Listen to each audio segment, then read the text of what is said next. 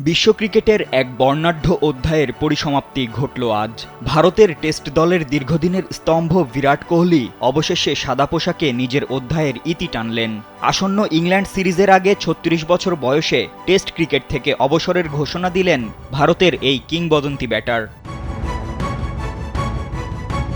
গেল টি-20 বিশ্বকাপ জেতার পর ছোট ফরম্যাটের ক্রিকেটকে বিদায় বলেছিলেন কোহলি। এবার লাল বলের ক্রিকেটে টানলেন ১৪ বছরের ইতি। সোমবার ইনস্টাগ্রামের এক পোস্টে বিদায়ের ঘোষণা দিয়ে বিরাট কোহলি লিখেছেন, টেস্ট ক্রিকেটের ব্যাগি গ্রিন ক্যাপটি পরেছি তাও ১৪ বছর হয়েছে। সত্যি বলতে কখনো ভাবিনি এই ফরম্যাটের যাত্রা আমাকে এত দূর নিয়ে যাবে।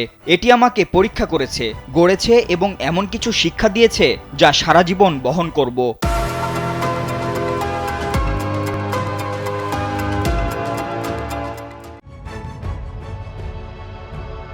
ক্রিকেটের দীর্ঘ এই ফরম্যাট ছেড়ে দেওয়া এত সহজ ছিল না জানিয়ে কোহলি লিখেছেন, এই ফরম্যাটে আমার সর্বোচ্চ দেওয়ার চেষ্টা করেছি এবং অনেক কিছু পেয়েছিও যা কখনো আশা করিনি। পেছনে ফিরে যখনই আমার টেস্ট ক্যারিয়ার দেখব, মুখে হাসি থাকবে। গেল অস্ট্রেলিয়া সফরেই টেস্ট থেকে সরে যাওয়ার কথা ভাবছিলেন কোহলি। একাধিকবার সতীর্থদের দিয়েছিলেন ইঙ্গিত। চলতি আইপিএলের মাঝেও একই বার্তা দিয়েছিলেন বোর্ডকে, যে ধারাবাহিকতায় এবার বিদায়ের ঘোষণাটা দিয়েই দিলেন এই কিংবদন্তি।